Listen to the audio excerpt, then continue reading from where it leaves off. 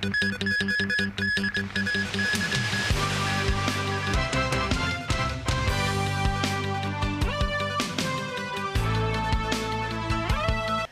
participants in the Hong Kong Marathon were disqualified after wearing bibs that did not display their designated numbers. Several academics stressed all runners have the responsibility to check whether there are any issues with their assigned numbers before the start of the event. Timothy Lee reports. 3, 2, 1. All four of the disqualified runners at yesterday's marathon came from the mainland, including the top two finishers of the half marathon, He Yingbing and Sun Xiaoyang. Both of them wore bibs that failed to show their given numbers. Another two mainland runners in the 10-kilometer event, Lan Jiehuai and Xu Guoge, were disqualified for similar reasons. Xu, who initially placed second in the race, was replaced by third-place local Wang Zito. Responding to allegations of participants running on behalf of others, Wang does not believe the disqualified runners engage in such activity. During the post-marathon press conference, representatives of the Hong Kong-China Association of Athletics Affiliates said the bibs worn by the disqualified runners were all provided by a single person. This, as some academics said the switching of bibs in marathons is exceptionally rare, given they display the runner's full English name, their specific events, and the starting time of the race. Louis Hongtek, a senior lecturer at the Education University's Department of Health and Physical Education, said all athletes bear the responsibility of checking their numbers before the start of sports events. U.S. President Donald Trump has signaled another tariff escalation, saying he will soon slap fresh levies on steel and aluminum. He also said more import duties will be announced later in the week. Meanwhile, China's retaliatory tariffs on a range of U.S. goods took effect on Monday, and India's prime minister is slated to meet with Trump on planned tariff concessions. Danny Zhou has the story. Donald Trump flew to New Orleans for the NFL Super Bowl on Sunday and became the first sitting U.S. president to attend the event.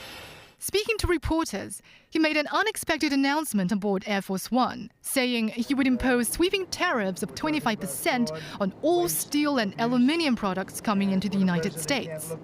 He added they will be on top of existing metal duties. Trump is also planning to announce details of reciprocal tariffs on many countries on Tuesday or Wednesday.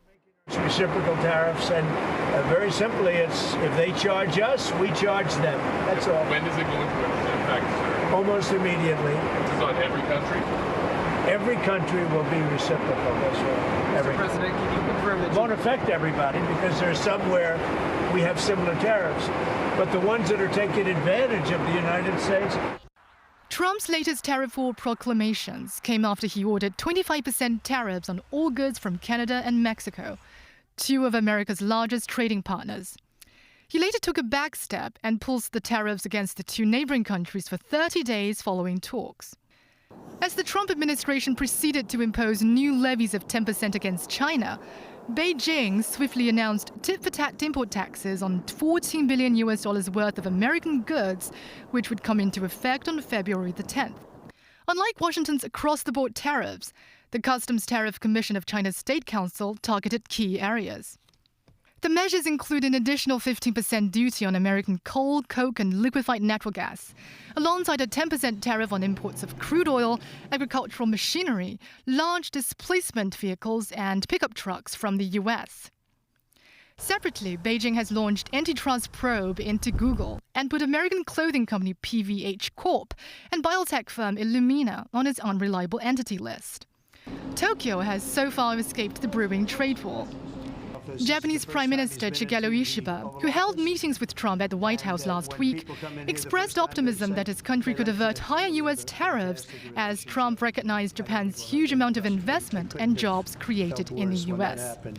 Indian Prime Minister Narendra Modi is expected to start his two-day U.S. tour from Wednesday. Sources say India, which recently slashed its top-end basic tariff rate, is contemplating additional tariff cuts for products ranging from electronics to medical equipment to boost U.S. exports and avoid tariff tensions. Danny Zhou, TVB News.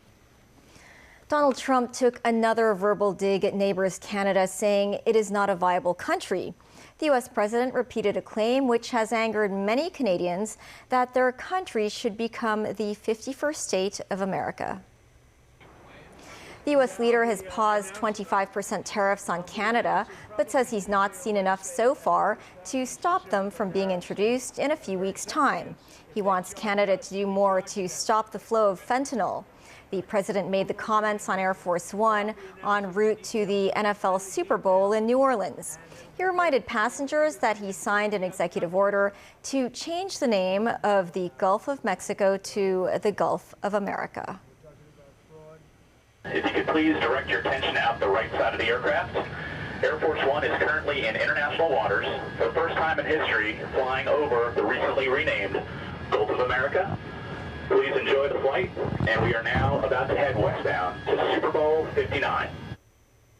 Hamas's Gaza chief says Donald Trump's plan for the enclave is doomed. Khalil al-Hayya rejected the proposal while visiting Iran. The U.S. leader says he wants America to own Gaza and give away parts to other countries to help with reconstruction. Another hostage exchange went smoothly over the weekend, but there is concern Trump's ideas and statements could disrupt the Hamas-Israel ceasefire. David Garrett reports. Air Force One carrying Donald Trump landing ahead of the NFL Super Bowl in New Orleans. Trump has some new ideas for Gaza. He wants to rehouse Palestinians to, in his words, clean out the Strip and then turn it into the Riviera of the Middle East. Earlier, despite being showered with criticism from the Arab world and beyond, the US president continued to pursue his goals. I'm committed to buying and owning Gaza. As far as us rebuilding it, we may give it to other states in the Middle East to build sections of it. Other people may do it through our auspices. But we're committed to owning it, taking it, and making sure that Hamas doesn't move back. There's nothing to move back into. The place is a demolition site.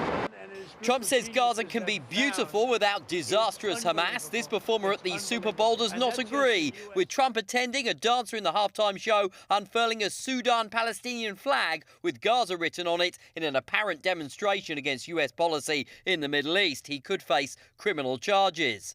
Trump's plan aus dem Gazastreifen. Opposition to Trump's plan is not isolated. Traditional US allies oppose it. Furchtbarer. German Chancellor Olaf Scholz calling it a scandal in a national TV debate as he seeks re-election. Opponent and CDU candidate Friedrich Merz agreed. Turkey's President Recep Tayyip Erdogan says Trump's relocation plans are not worthy of discussion, already calling Trump's plans unacceptable. Here, Erdogan simply says, the people stay despite cruel, savage Israeli attacks. They will continue to stay in Gaza. Hamas dismissed the US proposal. The acting chairman of their political bureau, Khalil al-Hayya, attending meetings in Iran, says Trump's ambition is doomed, predicting it will be brought crashing down like previous Western plans. In Gaza, traffic was flowing freely north to south through the devastation of the Netzarim corridor. Israel's military withdrew in accordance with a deadline yesterday. Israel occupied the corridor for some time, carrying out many operations targeting Hamas. The surrounding area, to use Trump's exact words, looks like a demolition site. David Garrett, TVB News.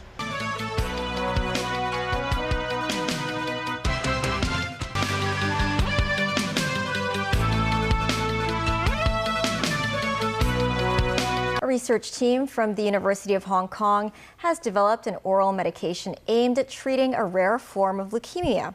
Researchers say patients' survival rates could exceed 97% with the help of the medicine. They added their medical product has already been approved by U.S. and European regulatory bodies. Timothy Lee tells us more. Many people suffering from leukemia often have to resort to expensive chemotherapy treatments at the city's private hospitals. Besides being a dent in the wallet, the treatments often result in long-term side effects. One such case involved Ms. Wong, who spent $2.6 million on chemotherapy in just 2 months after contracting acute promyelocytic leukemia 2 years ago. After being transferred to Queen Mary Hospital, Wong fully recovered from the disease after she began taking the oral leukemia treatment developed by HKU Med. The former leukemia patient said the oral medicine has a salty taste similar to seawater or soy sauce. She noted its effectiveness could be seen in the fact that no one would believe she suffered from blood cancer more than a year ago unless she told them. APL, a type of blood cancer with a high fatality rate, is traditionally treated with chemotherapy and has a high recurrence rate. In a bid to combat the aggressive disease, a research team from HKU Med began developing an oral formulation of arsenic trioxide to fight the cancer since 2010. Its negative side effects on the heart is also significantly lower. As of now, around 430 public hospital patients have been treated via the oral method.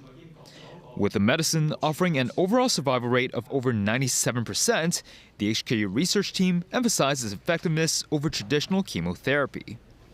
With this latest treatment regimen with oral arsenic trioxide-based therapy, when we compare it with the traditional ATRA chemotherapy, with traditional ATRA chemotherapy, in the real-world setting, we are just roughly getting around 80% or less of cure in the long term. Because, first of all, patients may die early on because of the complications or the problems with chemotherapy and the disease. The HKU Med research team stressed the oral arsenic trioxide for leukemia is the first prescription medicine in Hong Kong to be globalized. This, as a pharmaceutical company working with the university, said the medicine could be produced on a larger scale by 2028. Timothy Lee, TVB News. A robot-assisted system developed by the Eastern Hospital's robotic surgery team has succeeded in improving surgical precision during operations. The technology not only minimizes complications and the discomfort of patients, but also cuts down on recovery time. The team was named among the Outstanding Teams of the Year by the Hospital Authority. Jackie Lin spoke with the team. A fluid, steady, and precise movement of the robotic grippers, and the expert maneuvering around the wound. Behind the minimally invasive incision was the expert control of a skilled surgeon's hands and feet. The 3D visualization capability of the robot-assisted surgical system also allows surgeons to better gauge the distance and depths around the wound, with a vibration suppression technology for better precision and stability in execution. A medical specialist has to be trained for around 5 years to be qualified to use the system. Pamela Yu Nethersole Eastern Hospital has adopted the system since 2009 and used it to undertake more than 3,800 operations. 71-year-old patient Mr. Wang shared his experience. He said surgery in the past had left scars about 3 to 4 inches long. Now the incision is just the size of a pea and it caused much less pain and suffering. The length of stay in the hospital has passed about 10 to 14 days. Now it's about 8 to 10 days, much earlier. And also, we also talk about the early of the returning of the bowel function. The team wants to further improve the robot-assisted capabilities to minimize invasiveness. If we are able to utilize single port assisted, actually can help us tackle with some difficult complex surgery in a very tight space, which may benefit patients, for example, in the oral pharynx, in the oral cavity, and also can further reduce the wound size. The system also has a dual console setup. That means surgeons can alternate the control of the robotic arms, allowing more experienced doctors to guide their colleagues under training more efficiently. The Eastern Hospital's robotic surgery team was named as one of the 7 outstanding teams of the year in 2024 by the Hospital Authority. But as multiple specialties, including gynecology, urology, and colorectal surgery, have to share the system now for both practice sessions and operations, the team hopes more such robotic equipment can be introduced to benefit more patients. Jackie Lin, TVB News. The government's development blueprint for Hong Kong's tourism industry 2.0 suggested the improvement of more facilities along the city's hiking trails as part of its plan to boost green tourism. Some lawmakers suggested authorities should provide more facilities offering drinking water and washrooms in such areas. This as the Dragon's Back Trail was earlier given the title of Best Urban Hike in Asia by Time magazine. A survey conducted between January and this month, involving more than 380 avid hikers, found that 60% of them believe it would be most effective to promote the city's hiking trails via documentaries and in video format.